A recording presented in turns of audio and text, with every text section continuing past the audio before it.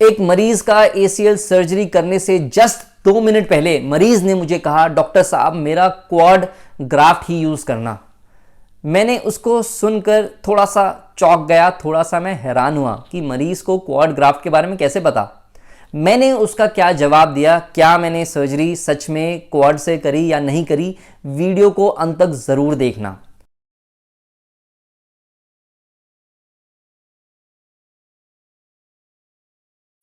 Internal brace के बाद सच में अगर सोशल मीडिया पे एसीएल सर्जन्स या ऑर्थोपेडिक सर्जन्स की अगर किसी बात पे जंग छिड़ी है तो वो इस बात पे है कि कौन सा ग्राफ्ट यूज करें।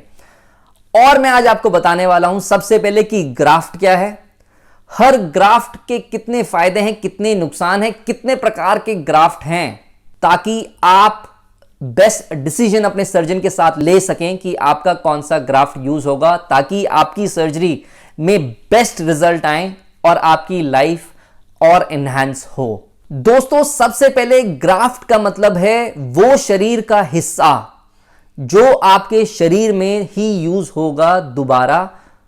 अगर आंखों में इस्तेमाल होता है तो कॉर्निया का ग्राफ्ट होता है, अगर हड्डी का होता है तो बोन ग्राफ्ट होता है, या अगर शरीर में एसीएल सर्जरी में होता है तो उसे टेंडन ग्राफ्ट भी यूज करते हैं। दोस्तों, टेंडन वो होता है जो शरीर की मसल को हड्डी से जोड़ती है, और एसीएल लिगामेंट भी एक ऐसा ही लिगामेंट है जो हड्डी से जुड़ा है, और वो टूट जाता है तब जाके हम टेंडन यूज करते हैं एज अ ग्राफ्ट।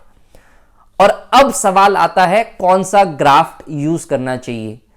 पहले तो ग्राफ्ट कौन कौन से होते हैं दोस्तों, सबसे पहला होता है बोन पटेला टेंडन ग्राफ्ट, जो एसीएल सर्जरी की हिस्ट्री में सबसे पुराना ग्राफ्ट है। इसमें दोनों ऊपर से और नीचे से पटेला जो कटोरी होती है घुटने की उससे, और नीचे से दोनों से थोड़ी थोड़ी हड्डी भी इस्तेमाल करते हैं। परंतु अब यह बहुत ही ज्यादा रेयर हो चुका है। स्ट्रॉन्ग तो यह सबसे ज्यादा है, परंतु अब यह रेयर इसलिए हो चुका है क्योंकि इसको इस्तेमाल करने के बाद मरीजों में बहुत ज्यादा एंटीरियर नी पेन यानी कि घुटने में दर्द होता था। तो अब रेयरली ही कोई इसे बोन पटेला टेंडन ग्राफ्ट को इस्तेमाल करता है।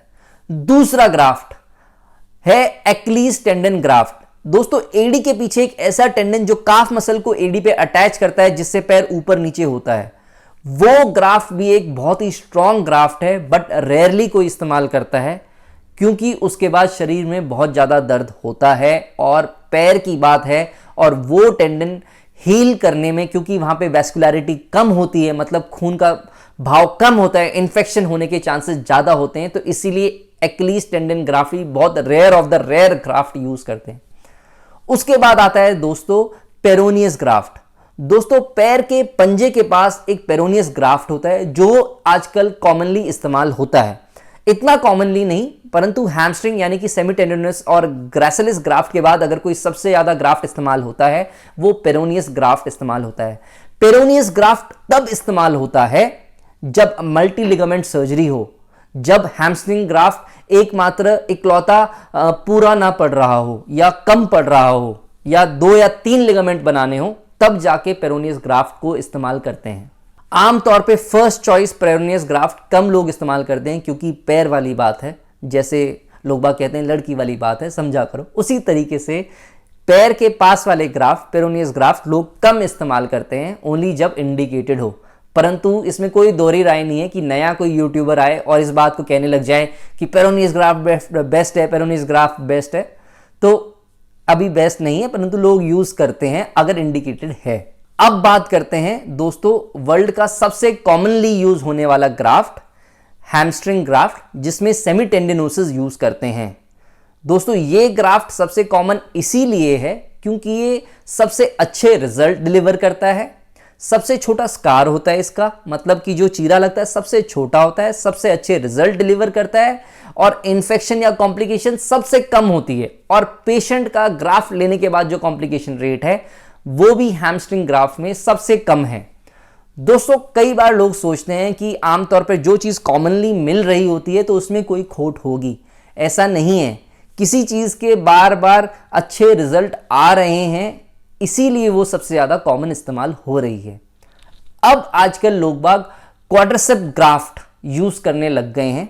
दोस्तों पहले जो क्वाड्रिसेप ग्राफ्ट होता था, मतलब बोन पटेलर टेंडन जो ग्राफ्ट है वो कटोरी के नीचे से इस्तेमाल लेते हैं घुटने की, और जो क्वाड्रिसेप ग्राफ्ट है वो मसल जो घुटने के ऊपर से क्वाड्रिसेप मसल को काट के लिया जाता था। दोस्तों ये भी एक बहुत स्ट्रॉन्ग ग्राफ्ट है, परंतु इसके लिए पहले बहुत बड़ा चीरा लगाना पड़ता था जिससे बड़ा स्कार मार्क आता था, परंतु अब क्वाड्रिसेप ग्राफ्ट लोगों ने इस्तेमाल करना बहुत ही कम कर दिया है क्योंकि इससे स्कार मार्क आता था। दूसरा, आजकल एक नई टेक्नोलॉजी आई है क्वाड प्रो क्वाड लिंक, परंतु क्या उसके फायदे हैं, क्या नुकसान है, या क्या क्वाड्रिसेप ग्राफ्ट सच में यूज करना चाहिए, इसका अगली वीडियो में बताऊंगा। अभी आपको बता रहा हूं कि कौन सा ग्राफ्ट बेटर है या बेस्ट है आपके लिए। और दोस्तों एलोग्राफ्ट भी एक ग्राफ्ट होता है, मतलब दो टाइप के ग्राफ्ट होते हैं अगर मैं ग्राफ्ट सिस्टम को समझाऊं। सबसे पहला ऑटोग्राफ्ट जो आप ही के शरीर से लिया जाए, और दूसरा है एलोग्राफ्ट, मतलब दूसरे के शरीर से, या कोई अपना शरीर दान करके गया हो या किसी की मृत्यु हो गई हो तो उससे ग्राफ्ट हार्वेस्ट करके जैसे ऑर्गन करते हैं तो वैसे इस्तेमाल होता है। परंतु भारत में ये प्रचलन, क्योंकि लोगों को ऑर्गन या बॉडी डोनेट करने का बिल्कुल भी कोई ट्रेंड नहीं है तो लोग बाग नहीं करते हैं, तो इसीलिए ना तो ग्राफ्ट प्रिजर्वेशन के कोई ग्राफ्ट बैंक है सेमीटेंडिनोसिस ग्राफ्ट के, और ना ये इस्तेमाल होते हैं। तो भारत में केवल ऑटोग्राफ्ट जिसकी सर्जरी है उसी का ग्राफ्ट इस्तेमाल होता है। और इसमें कौन कौन से ग्राफ्ट होते हैं मैंने आपको बताया है, सबके फायदे बताया है, और क्यों सेमीटेंडिनोसिस ग्राफ्ट को विश्व भर में, ना केवल भारत में, सबसे ज्यादा इस्तेमाल किया जाता है। और दोस्तों ग्राफ्ट कौन सा चलेगा, कौन से मरीज में कौन सा होगा, उसके कुछ और फैक्टर्स हैं। सबसे पहले मरीज की एज कितनी है, क्या मरीज बहुत ज्यादा ओल्ड है, क्या मरीज बहुत ज्यादा यंग है।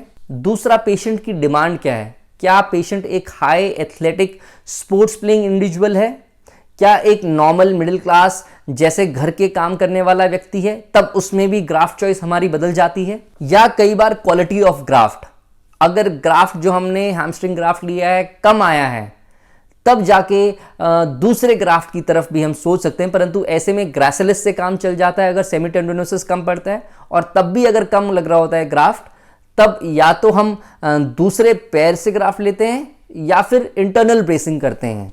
तो ऐसा नहीं है कि मतलब फिर दूसरे ग्राफ्ट की तरफ भागें। तो चौथा फैक्टर दोस्तों, सर्जन प्रेफरेंस। सर्जन लर्निंग भी एक चीज होती है जो बताती है कि सर्जन कौन से ग्राफ्ट में कंफर्टेबल है। परंतु दोस्तों मैं फिर से बता दूं, पूरे विश्व भर में 99% लोग जो इस्तेमाल कर रहे हैं वो सेमीटेंडिनोसिस यानी कि हैमस्ट्रिंग ग्राफ्ट इस्तेमाल कर रहे हैं। और केवल यूट्यूब की दुनिया के जो डॉक्टर्स हैं वो एक जंग छेड़े हुए हैं कि क्यों उनका ग्राफ्ट बेटर है, उनकी टेक्निक बड़ी है। क्योंकि दोस्तों जब अपने आप को कोई अलग बताएगा, बेहतर बताएगा, तभी तो ना उनकी दुकान चलेगी। और दुकान चलाने की उन्हें जरूरत होती है जिनकी दुकान नहीं चल रही होती, जो किसी और काम में इन्वॉल्व रहते हैं, और जो अस्पताल नहीं जा रहे होते हैं, जो लोग ऑलरेडी डेली अस्पताल जाके सर्जरी कर रहे होते हैं, उन्हें ना ऐसा जरूरत पड़ रही है बताने के लिए। हम तो YouTube पे इसलिए आए हैं कि जो इतना मिथ फैला रहे हैं उसके फायदे और नुकसान दोनों में आपके सामने समक्ष खुलकर बताए जाएं, ताकि आप फैसला ले सकें क्या सच है क्या नहीं है। नेक्स्ट वीडियो जरूर देखिएगा कि quad pro quad link quadricep graft कैसे निकाला जाता है और क्या सच में आपके लिए ये बेटर है। वीडियो में अगर आपका कोई भी सवाल या जवाब हो उसको प्लीज कमेंट में मुझे जरूर बताएं।